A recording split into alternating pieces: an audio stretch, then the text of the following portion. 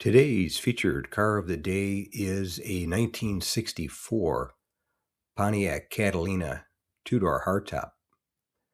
And I'll read from the seller's comments at the auction. And the seller stated, 1964 Pontiac Catalina, restoration completed in 2005, equipped with a 389 4-barrel, hydromatic transmission, factory air conditioning, power steering and brakes, newer radial tires with full disc wheel covers.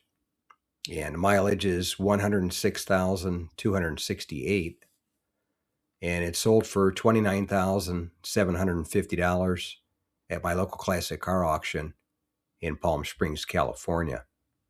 And it was a good looking car. Don't see too many white ones with gold interior, but definitely was a nice contrast. And this car was part of the second generation of the Catalina, which went from 1961 through 1964. So it was actually the last year for it. And production numbers, it was a sales hit. They sold 257,768 Catalinas in 1964. Thanks again for watching. I appreciate it. And by the way, here's a couple of videos. This will take you over to my page, and you can take a look at any of the videos that are there that look good to you. But thanks again for watching, and we'll see you on the next one.